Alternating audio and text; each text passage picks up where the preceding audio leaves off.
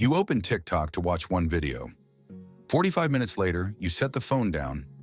Nothing to show for it, not rested, not informed, just vaguely aware that time had moved without you having chosen where it went.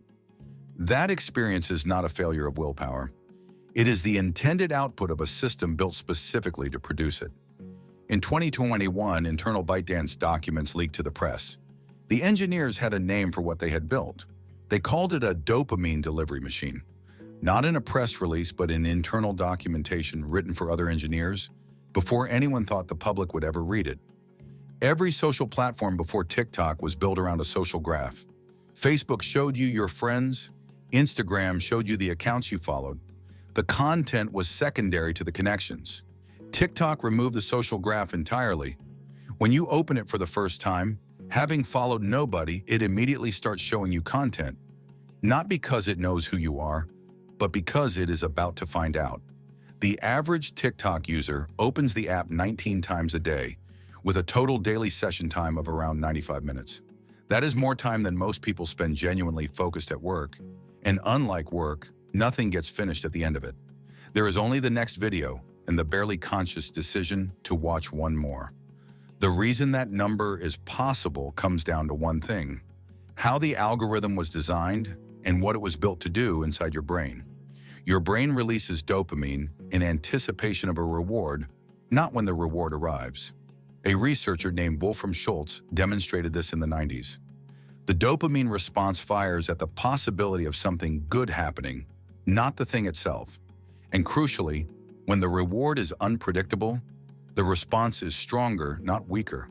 The uncertainty is what drives the behavior, which is why slot machines pay out randomly rather than consistently. A guaranteed reward trains you to expect it.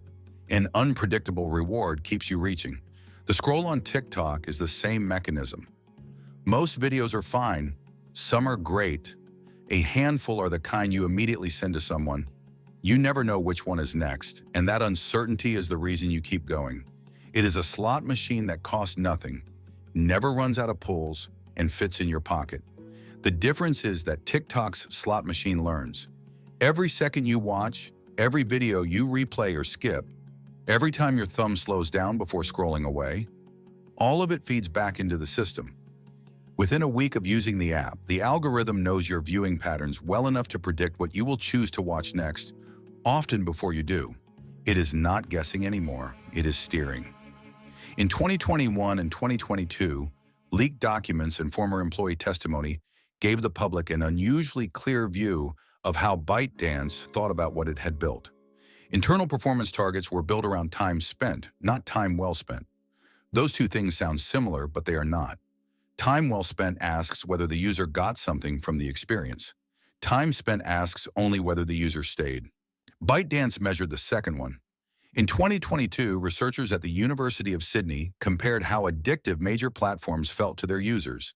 TikTok scored significantly higher than Instagram, YouTube, and Snapchat on compulsive use and difficulty stopping.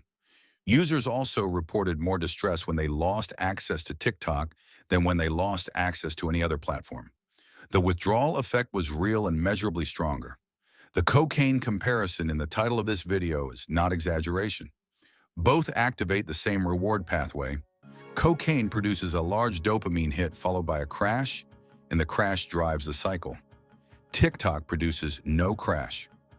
What it produces is a continuous, low-level state of anticipation with no natural endpoint, which researchers have found makes it harder to stop than a single large hit, precisely because the loop never closes. There is documented evidence that engineers at ByteDance debated limiting the system, capping daily usage, adding friction, surfacing content that was less immediately gripping but more genuinely useful. Those conversations happened and the changes never followed. This is not a story about bad people. The engineers who built this were optimizing for the metric they were given, and that metric was engagement. Engagement produces revenue, and revenue is the company's survival. Nobody at ByteDance needs to want you to lose an hour of your evening.